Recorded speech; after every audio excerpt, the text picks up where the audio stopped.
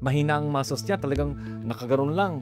So yun, magkakascoliosis dahil alam natin yung cause, mahina kasing muscles.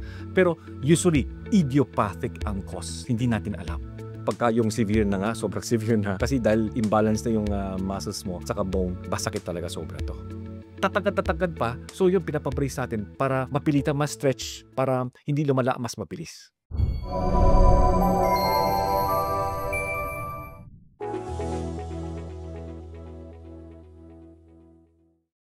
Magandang araw mga kababayan! Welcome sa isa na namang episode ng Medico.ph at ngayong linggo, ang pag-uusapan natin ay ang kondisyon na tinatawag na scoliosis. Madalas natin marinig itong kondisyon na to, pero yung mga iba sa atin hindi lubos na naiintindihan kung ano talaga to. Marami sa atin ang idea niya yung parang medyo tabingi yung likod ng mga tao. Pero ano ba talagang ibig sabihin nito? Yan ang ipapaliwanag sa atin ni Dr. Anthony So, ang ating medical director. So Doc, diretsahan po agad, ano po ang scoliosis? Yes, coach. Tama po kayo. Yung pagtatabingi ng katawan, yung spine natin dapat diretso kasi siya. Ngayon, tumabingi. Tapos di lang tabingi, nagro-rotate pa, umiikot pa.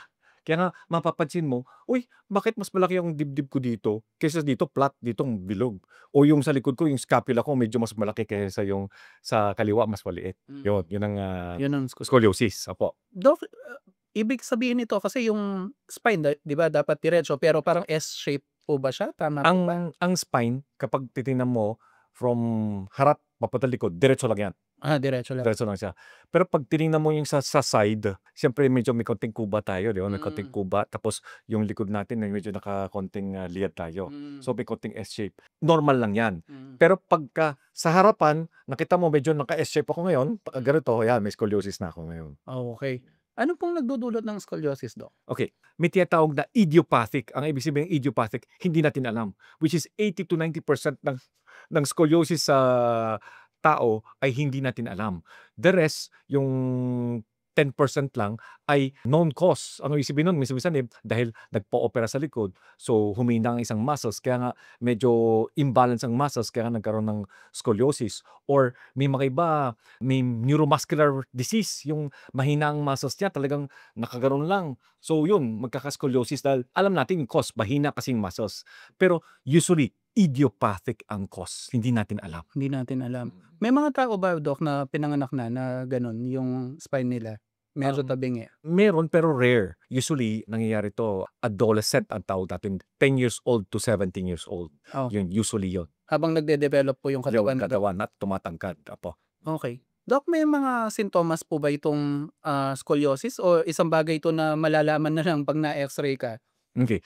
Usually, dapat walang simptomas kasi konting tabingi lang. So, pumupunta yung mga pasyente sa atin dahil na-X-ray nga, dahil sa yung mga medical check-up bago pumasok sa school, yun, nagkakaroon ng scoliosis, papa-check up kung ano bang dapat gawin para maagapan natin.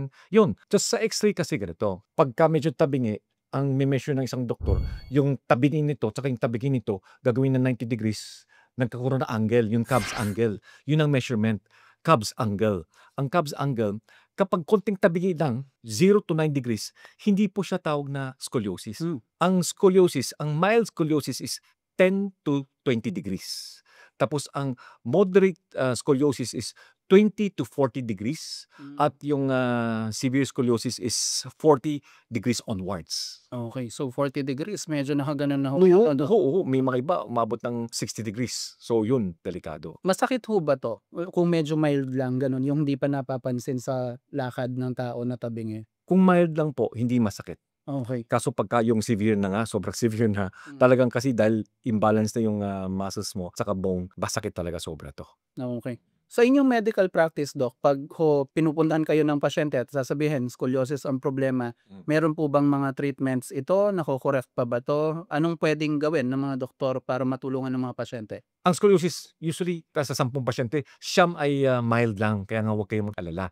Yung isa siyempre medyo grabe. Pinapa-check up natin kaagad para maagapan natin kasi yung growth spurt ang tawag natin, hanggang yung mga females hanggang 16 to 17, yung males 19 to 20, talagang tatangkad. Pag tumatangkad ang tao, lalong lalala ang pagkakuba or pagkatabingi. Usually, pagka dumating yung mga pasyente sa akin, tatanungin ko, kung babae, nag-mens ka na ba? Ano yung unang-unang mens mo? Pag sinabi niyang unang-unang mens ko, 5 years ago, mas hindi na nakakatakot. Pero pag grabe na yung sakit niya, 30 degrees na, tapos noon, kaka-mens pa lang niya, grabe yun. At least yan, dadagdag ng 20 degrees kasi tatangkad pa kasi siya. After menstruation, tatangkad pa siya. Yun ang ginagawa namin. So, kapag less than 25 degrees ang scoliosis, usually sabi namin, pag therapy ka lang, turuan ka namin kung paano mag-exercise. Paano exercise? Di ba? Medyo nakatabihin yung katawan niya, itatagilid mo ulit, pabaliktad. Babaliktadin mo lang.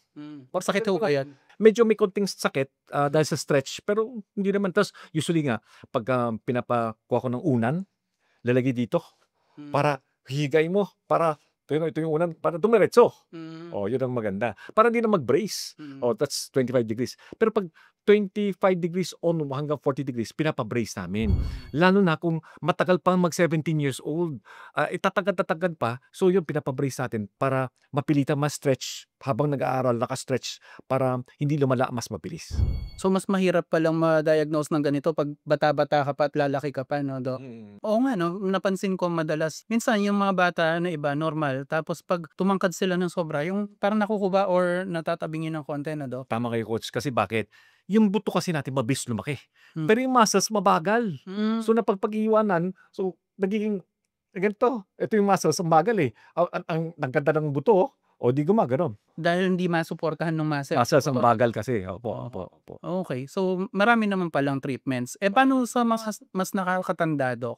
Na kunyari, sabi mo nang nasa 30 pataas ka na, dun na-observe yung scoliosis, tapos may pananakit. May remedy po ba para sa mga to? Okay. So pag 30 years old and above ka na, lalong hindi ako natatakot. Hindi, back strain lang yan. Dahil dati hindi mo napansin lang yung 13 years old, meron ka na ng scoliosis. So, mas di na nakakatakot. Unless yung sobrang grabe. Pero usually for 30, tapos may scoliosis, 20 to 30 degrees, hindi namin pinapansin.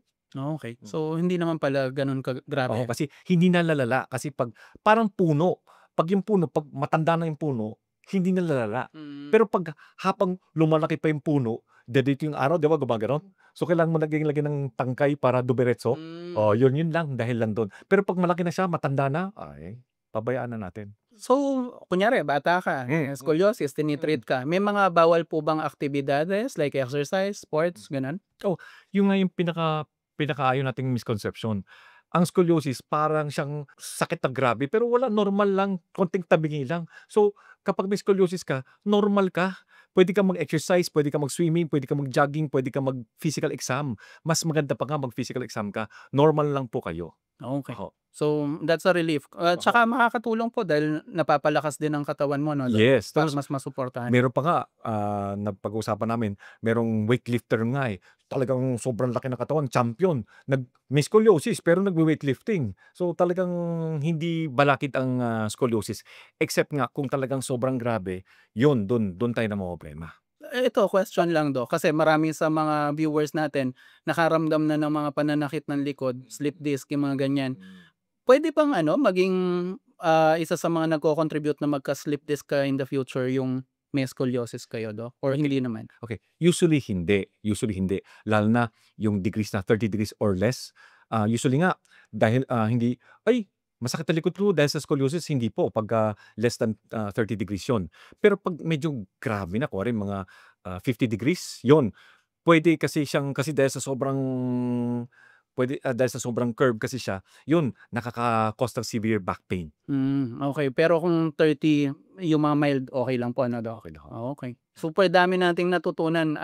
Well, ako personally, marami akong misconception about scoliosis. So, at least, scientifically na kwento na ni Doc kung ano yung mga tamang paniniwala at hindi. At tandaan nyo, kung may mga tanong kayo additionally sa scoliosis na maaring hindi namin natalakay, pwede po kayong mag-comment dito at sinisikap namin na lahat ng nagtatanong masagot namin. Kahit yung mga nangaasar, sinasagot pa namin. Pero mabait kami. By the way, thank you po sa mga sumusubaybay sa amin. And kung gusto nyo pa ng mas maraming mga topics about sa kalusugan, lalo na sa mga sakit-sakit sa katawan, specialty ni Doc Anthony ito, huwag po kayong mahiya na mag-suggest ng topic or magtanong sa amin. And syempre, suportahan nyo kami sa pamamagitan ng pagsusubscribe. Anyway, this has been Glenn, the Managing Director Alalay, taga-interview ni Dr. So, and our Boss ko. medical director, Dr. Anthony So, saying stay happy, stay healthy, and see you sa next episode. Bye-bye!